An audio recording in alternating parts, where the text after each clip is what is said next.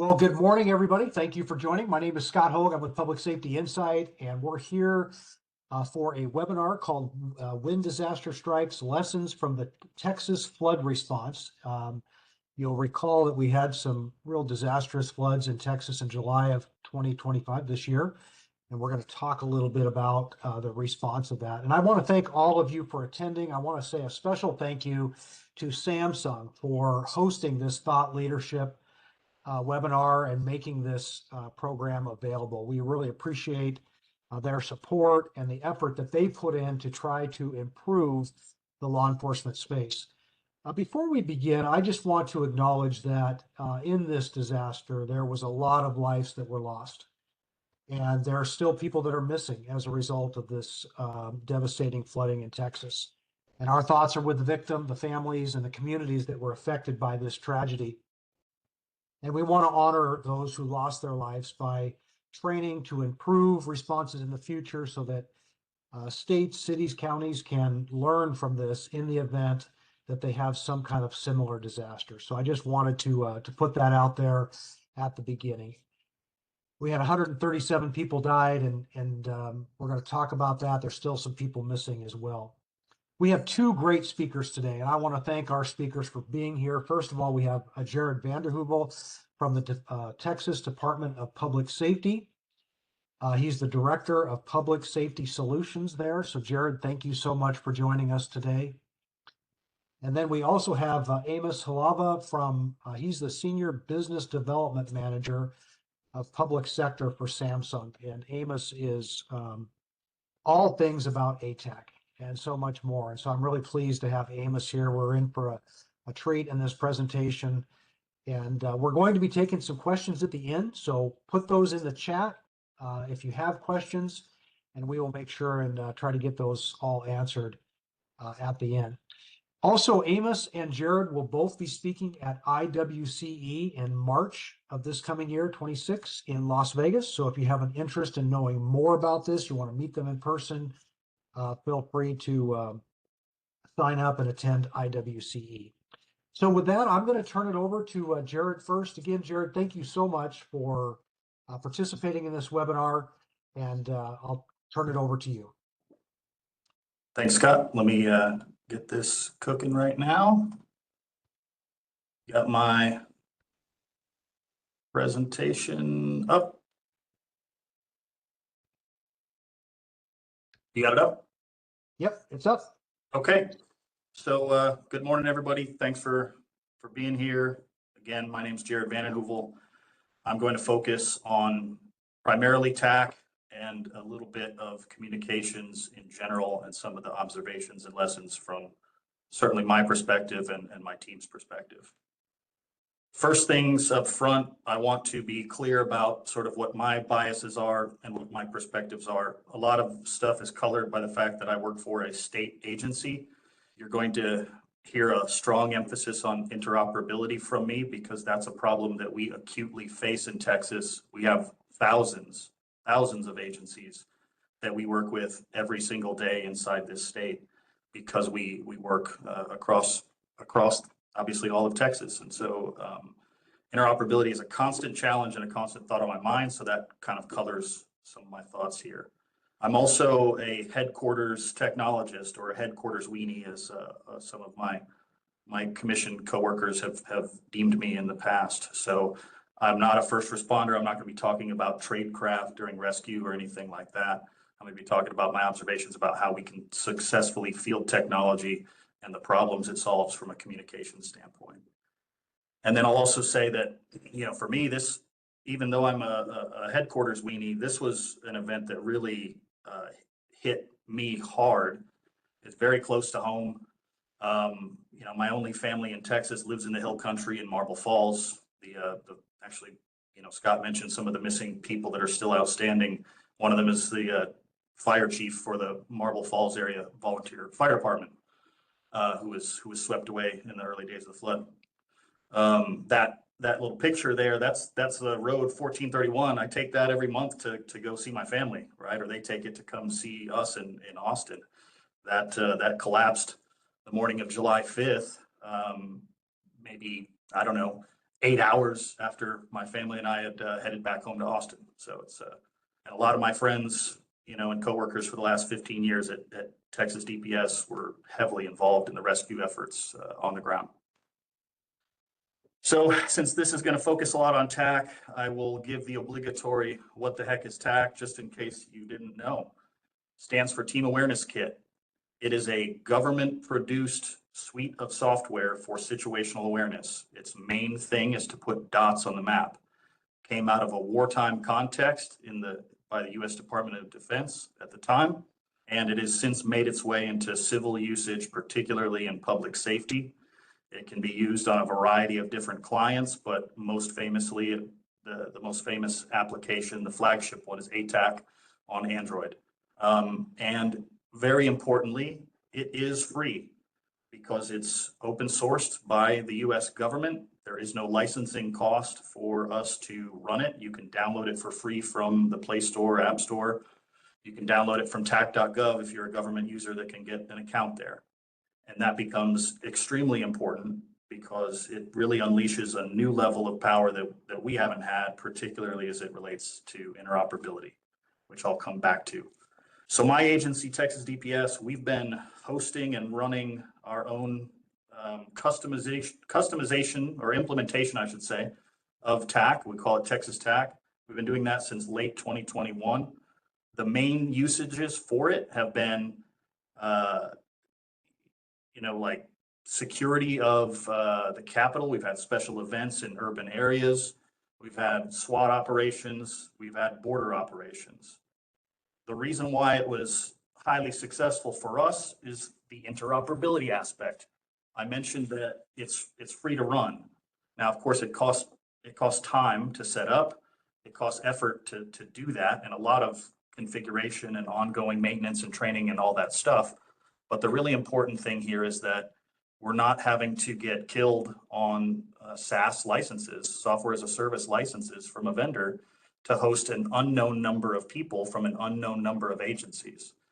And none of us are resourced really to be able to do that. We don't get a blank check to cover that many people to be on any system. Nobody's putting that forward. And what you tend to find is that, most agencies, if they're paying for anything, they're paying for operability. They're paying for things that let them do their core day-to-day mission. You think like a CAD system for a first responder agency. There's not a lot of money left over for interconnected systems that are designed from the outset to be able to host other people.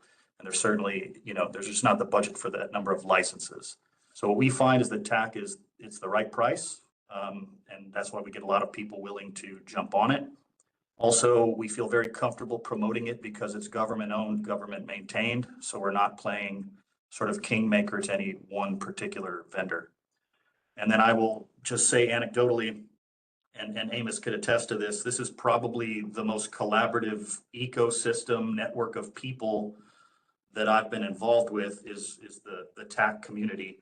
It's not just nationwide, it is global. I mean, we have a couple different groups that collaborate. We share tips, tricks, problems, heartaches, complaints, suggestions, all that good stuff.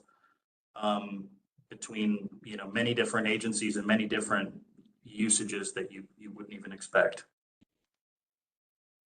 The other thing is that TAC has been around for over a decade, and it got a lot of its early traction in the federal government. And so there are a lot of federal agencies that run their own tax system. And what that means is we're able to connect with them directly between our different tax systems. So we sort of have interoperability ready to go because we're already patched in between these two disparate systems. And so you can see there on the bottom, FBI, DEA, Customs and Border Protection, Joint Task Force North, that's a military command, and Coast Guard. Those are all federations that we at Texas have in place, or in the case of Coast Guard, are working to put in place so that we can operate directly with those folks. And then on our system, we host a lot of people, most notably the Texas Parks and Wildlife Department, our game wardens. They're going to feature heavily in the Kerrville story and the Central Texas flood response. The Texas Military Department, We also host the U.S. Marshals for their various task forces across the state if they want to use it. We host several members from Houston Police Department and Fort Worth Police Department, especially in their more specialized teams, and then a bunch of other local agencies. So TAC, it has that potential, again, for that ability to connect agencies that we just really don't see with any other option. Now, just a little bit of context here. The Hill Country is about 25 counties in Texas. It's a pretty big area, depending on who you ask, 25 plus counties, whose definition. But it's important to note that the floods was not just in Kerrville. That's just kind of the most famous smallish city that was at the epicenter. It hit a pretty vast area. There were casualties in multiple counties. So the Hill Country doesn't all look exactly like this, but this is the general gist of it. You get a lot of hills, obviously, very like brushy coverage over those hills. You have really thin soil, very rocky. You have a lot of creeks and rivers running through it, which means that it's very prone to flash flooding when we get a lot of rain. And in Texas, we can get pretty big rainstorms where a lot dumps in a very short period of time. And the other important thing to know is that it's a really popular spot for camping, vacationing, summer camps, and things like that. So when these floods hit, I mean, you're talking about hitting an area where you're surrounded by hills. It's not that heavily populated. The cell networks are not going to be the greatest, especially when you're closer toward the bottom of a hill toward a riverbed. It happens on July 4th, the very beginning of the holiday weekend, when there's maximum number of people out and about vacationing in this area. There's minimum number of government employees at work. You have the floodwaters, you get something like 10 inches of rain, 8 to 10 inches of rain in this area in a matter of a few hours. The water rises on the Guadalupe River, which runs through Kerrville, almost 30 feet in about an hour and a half.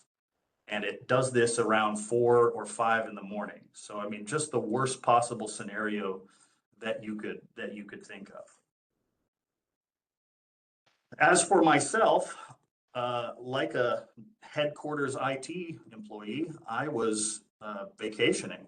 I was in Marble Falls with my family. My cousins were in town. I was there to see my mom and my sister. Didn't even plan to bring my work phone. I'm not in emergency management. I'm not tracking the bulletins about flood stuff because, you know, that's just not typically my role. I did happen to take my work phone, thankfully. We get to my sister's house. I notice I'm starting to get a lot of messages on my phone. I open up TAC and I see, whoa, that is a lot of orange dots starting to pop up along the state. That tells me, based on our SOP at the agency, that the game wardens with the Texas Parks and Wildlife Department have activated and they're working in a search and rescue role. When I see the state light up orange, that's a pretty significant thing. And then I look over there, there's a little cluster just left of center. You can probably barely make out what it is, but it's helicopters. I see 6 helicopters all operating up and down the Guadalupe River in a very small area. That further tells me that there's been a big problem. So, I jump into action, I suppose, trying to do what little I can from my phone in terms of helping collaborate or bridge connections or do on-the-fly tech support. And then, even closer to home, my cousin who's there, her niece is one of the girls that's at Camp Mystic. I mean, that's the famous camp that gets sort of the epicenter of the floods, where 27 kids and counselors were swept away from. Now, she ended up being fine, but that wasn't known at the time, right? Like many people, parents were in complete sort of waiting period, waiting for first responders to do their job and set up family reunification centers and all that stuff. So I've got just a couple of little short video clips. These are courtesy of our game warden friends. This kind of shows a little bit more of some visual color to the event. This is a deployment of a personal flotation device from a drone to try and save someone who's obviously clinging on for dear life at their flooded residence. And these are all pretty short clips. This is a short clip from Camp Mystic, one of my game warden friends who was there, working that area. Gives you just a little bit of an idea what the scene looked like. I know it's panning pretty fast, but you can see vehicles overturned, contents of buildings spilled out, obviously a lot of people missing, a ton of damage. And then there's one more short clip here. This is from Menard County, which actually is not all that close to Kerrville. It's a couple of counties away, but it just shows what some of the floodwaters looked like there and the rescue efforts that were going on, and kind of underscore my point earlier. This is not just a one county or one city event. This was a massive event that covered a pretty substantial region from northwest of Austin for, 2-3 hours west.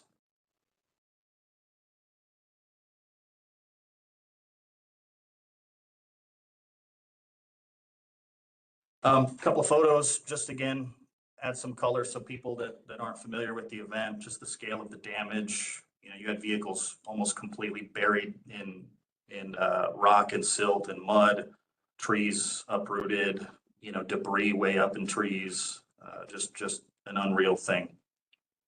And, kind of that ground level shot where you see people walking around, and in relation to the size of these debris piles, you start to get an idea of the magnitude of the event. So I'll start with what worked in terms of the TAC deployment for this. We were very fortunate, I suppose, that some of the earliest responders that showed up were already familiar with TAC and had already used it operationally, for, in some cases, years. That was mainly from our Texas Rangers division, the Special Operations Group. Those were some of the earliest folks there that used TAC day in, day out for their operations. I mentioned before the game wardens from Texas Parks and Wildlife Department. They've operationalized TAC better than anybody. I think I would put them up against anybody in the country in terms of emergency response. You saw that picture of that snapshot with all the orange dots. That's because they've bought into it. Their leadership has bought into it, and they're accustomed to launching that when there's an event. So some of the feedback I'm sharing here really comes from those people that were the first ones there. Biggest thing is that coordination is just a lot faster when you have a shared map.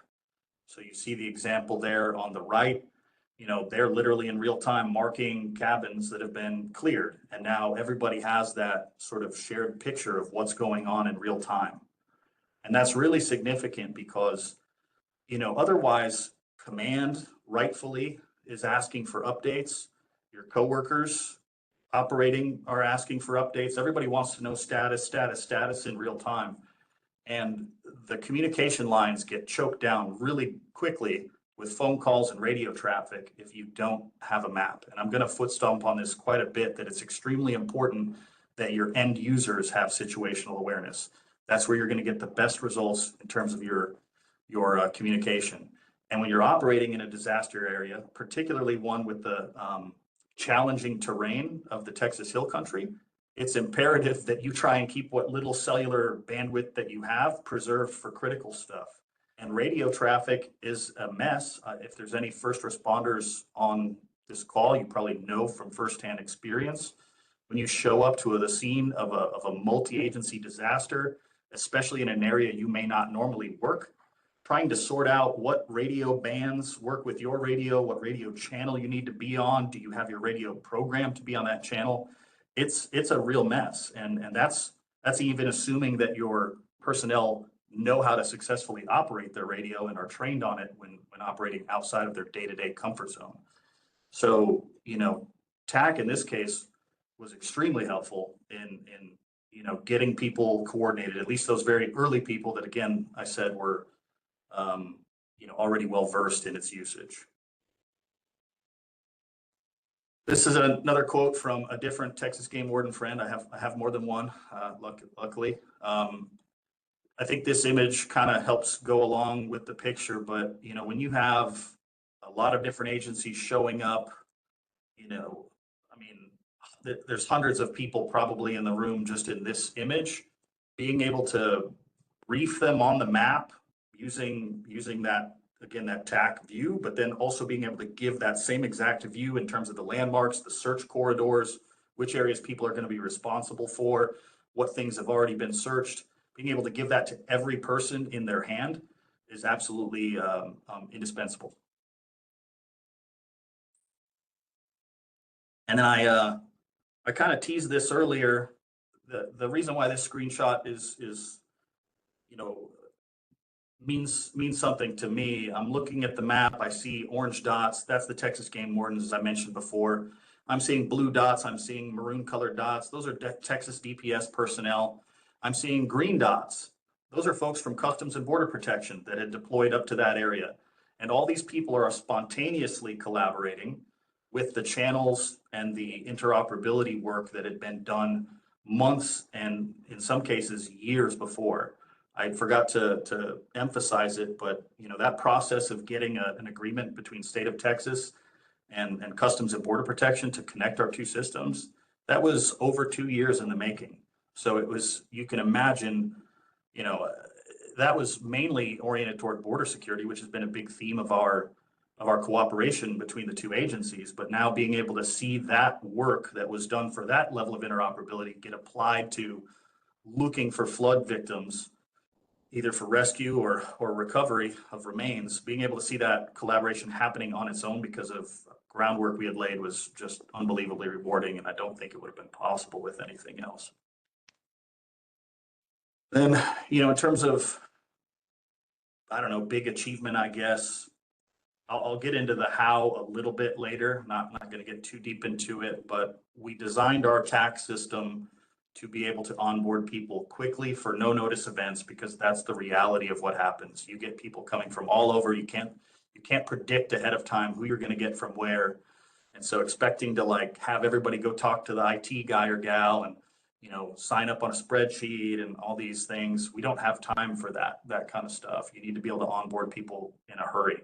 So I'm very proud that the DPS team and the game warden team that supported were able to onboard well over 1,400 users from well over 30 agencies. And that includes, not just EMS, fire, police, that includes fed, state, local. It also includes volunteers, because those were people that they deemed, necessary to be on the map for the purpose of that mission. This is an example also of kind of the power of TAC. What this is showing you is we've got one of our CID special agents, Ben Tristan. He's employing a device, it's basically like a little UHF radio, and it has a sort of master transmitter / receiver, and then it has these little dongles that you can go give out to people or give out to equipment. And that equipment basically speaks TAC. It natively integrates in. So this was a way to very easily onboard things that may be that aren't people. So in this case, he's tracking boats live. He also used it to track some heavy equipment that was being used to clear debris piles. So that's the beauty of that TAC ecosystem, is there's all kinds of innovation there. There's hardware too. And this is an example of a relatively low cost tracking solution. You don't need a phone. You don't need a special app for people to have to run. You don't got to give that to the boat operator or to the heavy equipment operator. You can literally make it as simple as, here, attach this to your equipment, attach this to your uniform, and I can put you on the map. And then the important thing from that perspective is you're also getting that data, right? You can see as those boats move, they're leaving a little breadcrumb trail, if you will, for where they've been. That sort of data collection all in one place becomes tremendously important, especially when you're doing a search operation where you have to cover just a massive amount of space. Knowing where everybody has been when is critical to informing where you conduct future search efforts. This was both kind of a win and a challenge, I guess. So our mantra prior to this event had always been, look, I know you don't want to learn a new app. I know you don't want to carry your phone. I know you don't want to log in. I know you don't want to be tracked, but if you can just turn this on and put it in your pocket and not worry about it, you'll be a dot on the map and your life will be safer. Situational awareness will be better. Command will call you less. And if something bad happens, you're going to have a view to be able to operate more effectively in a hurry. And so we've always just focused on, look, just turn it on, just turn it on, just turn it on. You're just going to be a dot on the map. And for the most part, that's the level of expertise that most of our users have, frankly. With the Central Texas flood response, which is still ongoing today, the search, it became much more of a data collection and data entry type exercise. So now people were using the TAC tools, namely the ability to mark up the map, to drop markers to indicate where, human remains might have been found, areas that had been searched, debris piles of interest. They're marking what the search corridors are going to be that everyone is responsible for operating in, and everything else you can possibly think of. And so TAC wasn't necessarily designed for this, but it happened to be the tool that we could afford to deploy and to a lot of people. And so it just spontaneously, organically began being used for that purpose. This did present some challenges later on as, we started seeing the arrival of other entities, Texas Task Force 1, for example, FEMA USAR teams, they have their own tool. You have different completely valid tools out there for data collection and for analysis of terrain and all that kind of stuff. And so trying to merge this murky TAC data that was just launched on the fly by boots on the ground, that's all they had, presented a big IT challenge. But I would say still, better than the alternative had we not had this in place. And then, kind of my last little bragging or what went well. It's pretty neat to get these kind of photos from people that are at the Emergency Operations Center, to see that the system we've been working on for 3.5 years is being used to brief VIPs. It's being used to brief our senators, Secretary of Homeland Security, probably the president. I don't know. I know he visited. Nobody took any pictures of that for me, but it was a pretty proud moment. I mean, just obviously I care way more about the operational impact, but it's pretty neat to see that the stuff we're doing is what's getting used to brief people about the reality on the ground. So this was the event for us where TAC went mainstream in terms of awareness, certainly at our agency. I think a lot of people's eyes have been open to what this is as a result of this terrible event. But I think it really put it on the map for a lot of others as well. All right, enough good stuff. Let me talk a little bit about things that didn't go so well, or could have gone better. Big thing with TAC is that it can operate in a decentralized environment, meaning you don't have to have a server connection. Anybody on the same network can continue to communicate. So you can have mesh radios with no internet connection. They might cost anywhere from $100 to $15,000. There's a bunch of flavors out there. You can bring that equipment to the front and you can self-organize and have people being able to communicate with no internet connection through TAC and still see each other on the map, still mark it up. Unfortunately, while we have a little bit of that equipment, we just don't have that operationalized yet. And so we weren't in a position to have that deployable. And that would have gone a long way, I think, in helping some of the early tracking for folks, especially before we started to see the arrival of, portable cell towers and things like that to augment the lack of cellular coverage. And I think this is really important to, for people to understand, if you want to talk about a PACE plan for data, I don't really know of another solution besides TAC that can operate in this manner. Almost everything else that you see out there requires a nice, clean connection to the cloud for every single communication that happens. And if you don't have that, you have a brick. And so TAC is unique in that fashion. The other one is this comes in with airspace deconfliction as well, that over-reliance on the cloud. People have probably seen the website Flight Radar 24. There's a lot of them like it. It shows live ADS-B locations for tracking of aircraft. It relies on a network of essentially volunteers that offer up their own ADS-B detectors, and then they feed that data into Flight Radar 24. Well, there's a couple limitations there if this is what you're using to deconflict airspace.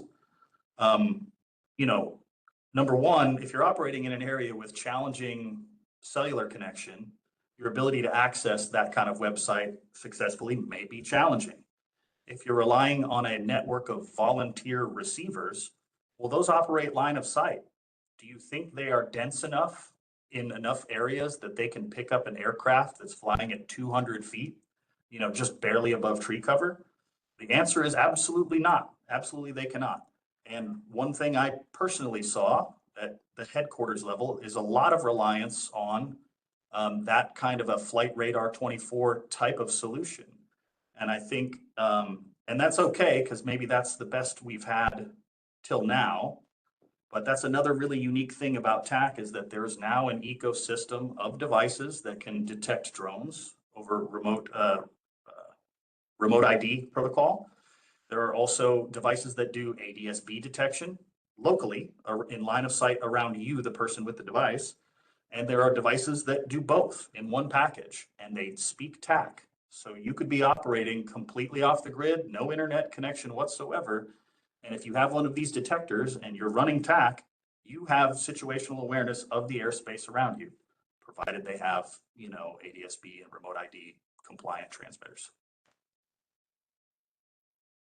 A big one, big theme that I want to make sure I really hit hard is that situational awareness is not just for command. And I say this because I've seen the conversations happening in the past events. I see them already happening again around World Cup planning, where people think, we're gonna get the location of all of our officers' body cams, or the location of all of our officers' vehicles, or all of our officers' radios, right? And we're gonna bring that into the command center because it's relatively easy. And it's not that that's a bad thing. That's a good thing. It makes sense to try and get that location however you can. But there's a couple problems there. Number one, there's no interoperability in that scenario. You aren't typically sharing those locations with other agencies all the time, because that would be a mess to try and manage that. It's much better to do it in a channelized fashion, like is possible with TAC, where now the end user can say, I want other people to see me. Now I don't, because I have a covert operation. The other challenge is that it creates this communications bottleneck where now everybody has to ask command what's going on, because command is the only place that knows where everything is, theoretically, or at least their own agency. And so you take away your first responders' ability to spontaneously self-organize. And I kind of hinted at that beforehand. The amount of radio traffic on any event, especially a dynamic event that has to do with location updates. Where am I? Where are you? Where's the target? Where's the victim? Where's the objective? Where's the route? Where's the trauma center? All those where is. Most of those questions could be answered if you provide a map to your end users. And in that fashion, you free up the communications paths for mission critical traffic, as opposed to routine things that can be answered by the end user themselves. And again, first responders will probably know this if you've responded to a critical event. The voice channel bogs down really quickly when everybody's trying to talk. It just simply goes to heck, and you can't avoid it. So we look at this as an imperative, and that's what we are promoting TAC as. It's imperative that you do this, or you will guarantee a cluster as soon as something bad happens, because your radio channels are going to be completely tied up with people trying to figure out where it is, and command won't be able to tell everybody, what's going on. It's just semi-related, but this is just a cool little example from TAC. Because we've got people from multiple agencies in the system, because they're running it on their mobile phone, they can put their phone number in the system. And so that allows any user, again, organically themselves, self-organization, they can click on somebody and say, I don't know who that guy or gal is, but I can click on their dot, I can call them, I can text them, and I can immediately have comms directly with them, and I don't have to ask anybody else who that is, right? It's just a tremendous little time saver. It's niche, but it's important when you scale that up. Another lesson learned is, you got to get communications and technology support on site as early as possible. I kind of alluded to the radio traffic, the inevitable radio communications planning going into something. So I would say what we also learned on this, in addition to like having to deploy a communications person trained in managing an incident as soon as possible, is now that we're employing these extra applications, those entail support too. And so getting people on scene that can provide that support in the emergency operations center, in the staging area for incoming responders, is absolutely critical, and it'll be a thing we sustain going forward. We're very fortunate at DPS. We've got 12 technology corporals effectively in the highway patrol. And so, after the first week, they were tasked with helping onboard and train and do support. And I think that really helped, especially in those first few chaotic weeks. Another big thing, we're just going to keep evolving our SOP, as much planning as you can do ahead of time, so that people kind of have a playbook to go by, so that they don't end up with a free-for-all chaos. So we've always had sort of an SOP for how people should structure their call signs, or what team color means what function, so anybody at a glance can kind of see what's going on. But now I think the next frontier is probably looking at, of all the little symbols and markers you can put on the map, starting to come up with a standardized plan for what those things mean, so you don't end up with such a massive data cleanup effort on the back end, trying to figure out, well, what did this person from this agency mean when they dropped this kind of symbol? Because that's not what this unit or this agency used. So in the absence of giving people an SOP, they're just going to make one up. And on a complicated incident, it's not ideal. Lastly, I'll just say, kind of going back to this photo, just-in-time onboarding, super important. With our tax system, we make it so that people can temporarily get on with a QR code.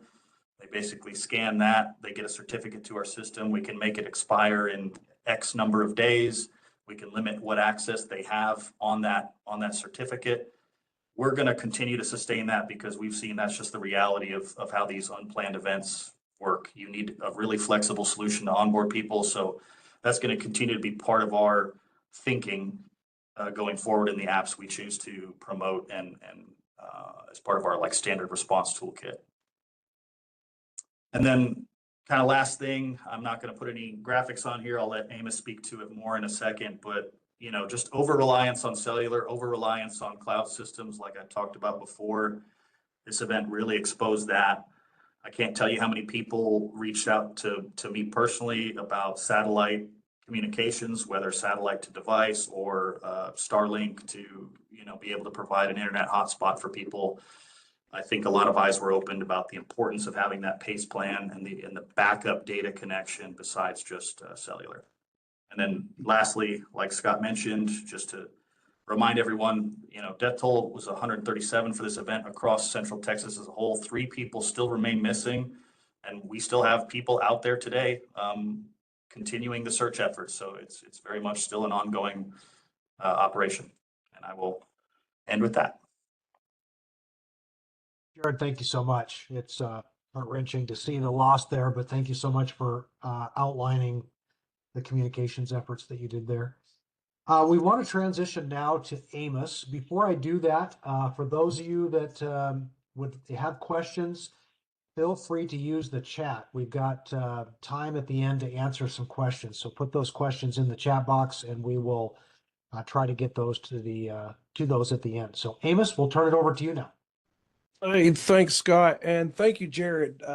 Always enjoy watching Jared give a presentation. He is a masterclass when it comes to the importance of tools like TAC and how they get used. And I appreciate your input and you sharing this story, because the whole reason that we as first responders train as much as we do is to respond for those disasters.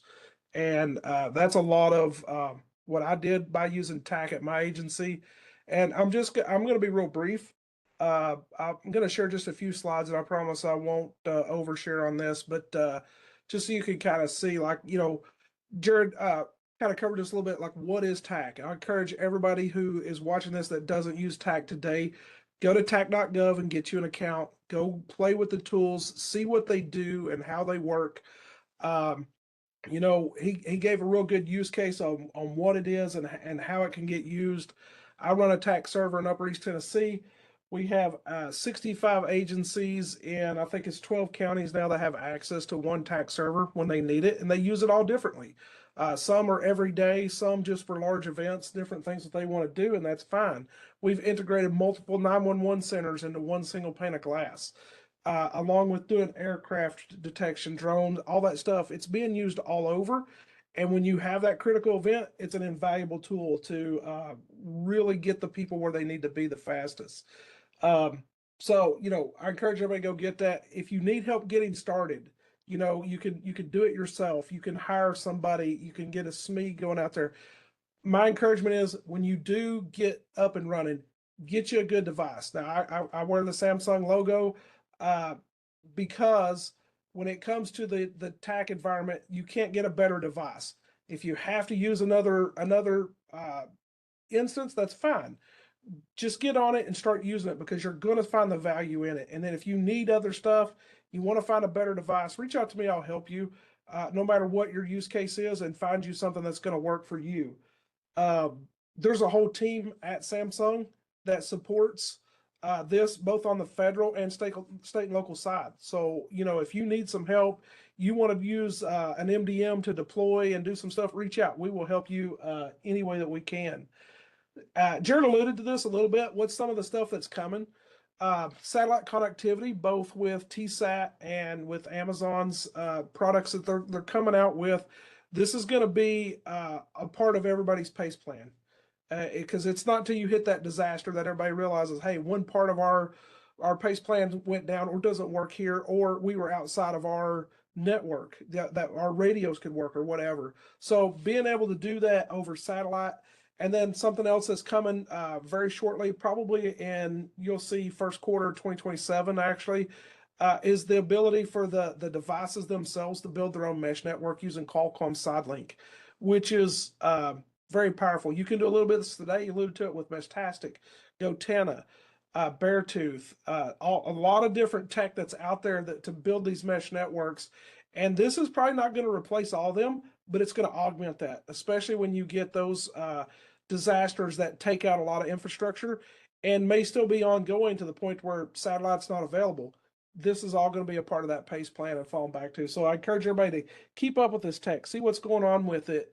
And if you have questions, reach out and we'll see what we can do to help you be in the right place at the right time. The next thing I'm going to cover is just wearables. I'm wearing a Samsung watch. Samsung makes the only freestanding watch that you can use now, which means it doesn't have to be paired to a phone. So you can run it off the cellular network and be able to currently, with whatever carrier you want, feedback not just your location information, but biometric data, and be able to drop dots on TAC. We have Wear TAC through a integrated tech that can run. Rain Technology has a version of this that runs and can feed biometric data back and their stuff. Go look at these solutions. They're being used by the military now because they can very rapidly just slap one of these on the wrist of somebody, deploy them out, and it gives them capabilities at the edge. They can read chats, they can send SOS, they can drop dots on the map and say, hey, I've got something here that can feed that back, and they can keep moving but still leaving information without having to learn a new program. It's very, very simple. It's really good stuff. And if we have some resources at Samsung to help people learn more about this and what they can do, and you can always feel free, reach out to me. I'll help any way I can. And to Jared alluded, the support amongst the TAC users is phenomenal. It's not like anything you'll find in any probably other culture, but the Slack group that's out there, you could get on there and post a question, like 10 people will answer you. It's phenomenal, and the support that they give and helping each other out. I've helped people, and then the next thing I know, they're helping me because it's like, hey, I give them an idea and I come back and go, wow, what did you do with this? It is phenomenal what can be done, and the usefulness of this. And I encourage everybody, train with the tool. As a police officer and as a firefighter, we don't wait till we get in a gunfight to the first time we pull our weapon out. You got to train with it. You got to learn it. Just like Jared said, when those guys got on scene, they knew how to use TAC day one. It wasn't, hey, let me take an hour and learn this tool while I still have people out here that need help. It's train with it, know how to use it, and that way when that disaster hits or that major incident occurs, you already know what to do. You know what you're looking at, you know what to do, get out there and put just, it's not hard to get in and play around with these tools. And, uh, and if you need devices, if your agency says, hey, you know what, we want something new so that we can use this and we don't know exactly what to get, reach out to me. I will help any way I can. Uh, and if you want to see how it works, I do demos where I have my live tax server up and I can show you how it gets used every day in real life too. So like I said, I was going to be brief. I was probably longer than I meant to be, but I want to say thank you to Scott and Dale for putting this on, and Jared for your time showcasing your stuff, because it's phenomenal what you guys are doing in Texas. I'd like to see that done in every state, uh, and I appreciate your time. Scott, I'll hand that back to you. Amos, thank you very much. Can you hear me okay? Yep. Okay, great. We've got a couple of questions. I just want to say a great presentation by both. And I'm so impressed with ATEC. Uh, the interesting thing about it is it's free. It doesn't cost anything to use that software, and so it's so powerful, but yet it's free. Jared, a couple of questions here. Uh, Based on your experience with the benefits of hindsight that you have, what do you think are the top must know or must do items for emergency planners? I think that you have to be honest that the solution that you use every day for operability, like your CAD system, for example, is not the same thing that you get to deploy to a multi-agency event. It just doesn't work. It doesn't scale. It's not interconnected. It's the wrong tool at that point for the job. So I think there's not enough honesty about that most agencies have no solution for interoperability beyond email and radio, assuming they know how to work the ladder and all those other technical things are in place. So I'd say be honest about whether or not you have a solution. I like to say, with TAC, we're competing with nothing. I mean, really, we are. I'm not a total cult member here, though it may come across that way sometime. It's because I'm so passionate about it, because I know that nobody's bringing a different tool to the fight, and so I can't read any more after action reports after action reports that all say the same thing, and then nobody does anything about it.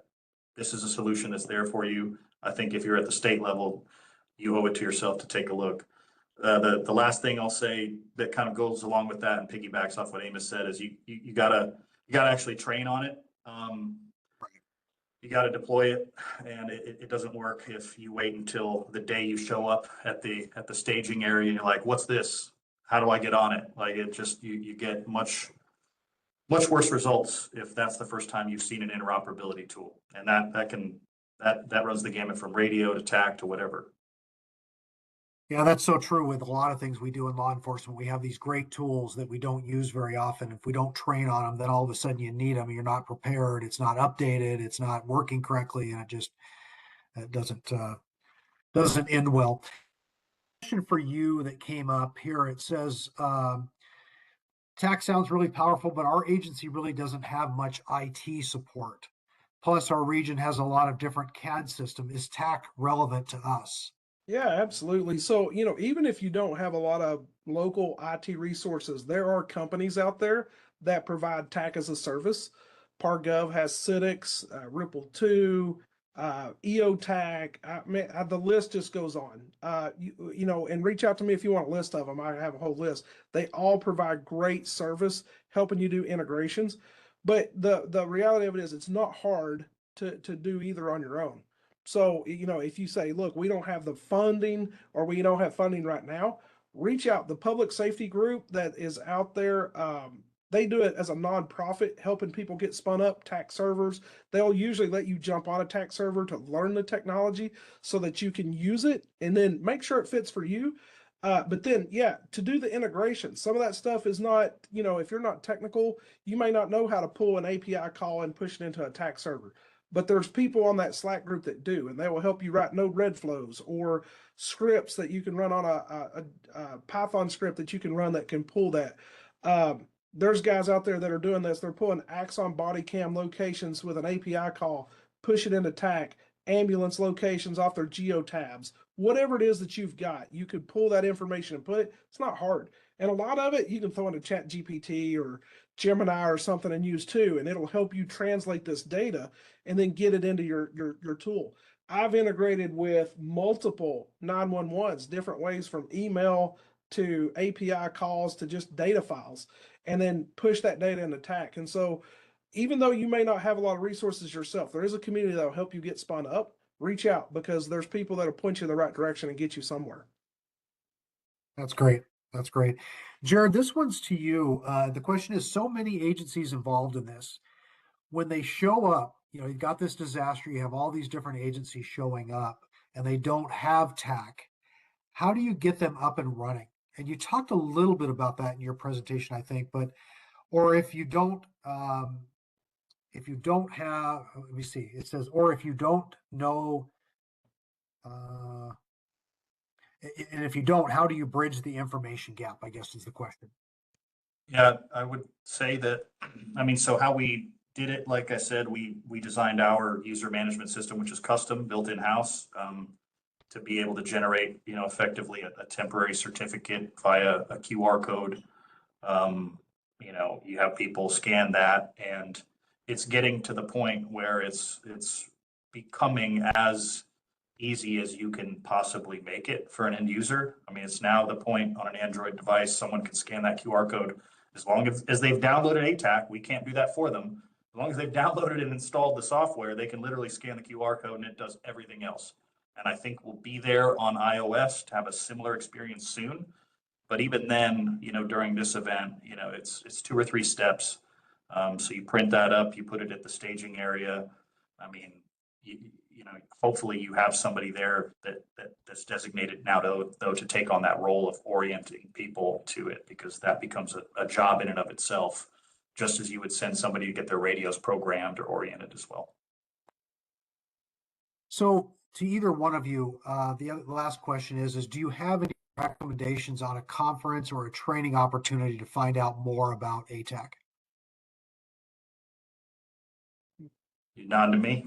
I'd say, Go ahead, Jerry. yeah, ATAC's gone mainstream in the last year and a half. So there's going to be tracks on it at IWCE. It'll probably come up. I know it'll come up at IACP Tech. The CivTAC conference hopefully will come again in the fall. That was a fantastic opportunity that a lot of folks went to. That's where, if you really want to get deep on it, that's the place. There's regional events now. I know Colorado is going to have something this summer. They run a state TAC program. We just had an event in December here in Texas. So I'd say reach out to Amos or I afterward, and we'd be happy to square you away with the contacts and the calendar.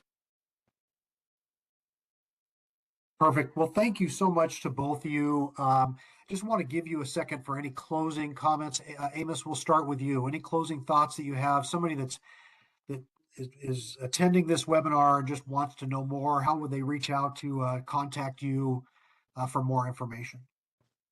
Yeah. So first, just say thanks again, and then second, if you want to reach out to me, you can find me on LinkedIn pretty easy. I have a very unique name. There's not another one in the whole world, so I'm easy to find. Or a.holliva@samsung.com will get a hold of me too. Please, like Jared said, reach out if you want to know the conferences. Different. I try to track as many of those as I can, and I try to attend most of them also. So we'll be there to help support and do any of that. So, like I say, the biggest thing is get out there and learn. Go on YouTube, look at some of the really cool stuff that we weren't able to show here. I tell everybody, for me to give a full demo of TAC takes about 4 hours. I can cram that down into an hour pretty decently, and usually I get 5 minutes in front of somebody. So the more that they can get out there and see some of the really neat stuff that can be done, it'll click and be like, I could have used that at this incident. I could have used that for that over there. Everything from integrating your aviation units, your drones, everything into that is very powerful when you use it that way. So I just encourage everybody to give it a try and see what you can do with it. And it doesn't have to replace existing tools. It's an augment your existing tools. That's what its key is. So, Jared? And I would say, feel free to get in touch. I too have a pretty unique name. As it happens, there's at least one guy with the same name as me, and he's born in the exact same small town in West Michigan as I am. So that's a fun fact. What I would say is if you're a regional or state entity or whatever, and you're tired of reading the same things in after action reports that I am about the continued failure of comms and not doing anything about it, you owe it to yourself to look into TAC a little bit further. Your taxpayer dollars have paid for it. It's free to you, but it is the product of many millions of dollars of work. You should take a look at it. It's not easy. The journey is not easy. It's long, but it is worth it. And that's I can't tell you how proud I am of the team and the partners that we've worked with over the last 3.5 years doing this to finally see that sort of culmination that we started to see this year. Incredibly rewarding. Well, thank you again to both. And I just want to reiterate my appreciation to Samsung for sponsoring this Thought Leader webinar. This is recorded and we will make it available on our Public Safety Insight YouTube page in the future. So feel free to refer back to that in the future if needed. And I just want to reiterate our thoughts and prayers with all of the families that lost folks in this tragedy, as well as all the first responders. I think sometimes we forget that first responders that go and respond to these kind of things and deal with these kind of tragedies can have lifelong impacts on them as well. So thank you to each of the first responders for what you do each and every day for us. You're running into situations when we're running the other way, and we really can't stand to say thank you for that. So again, thank you to everyone. Be safe out there, and until next time, have a great day. Bye-bye.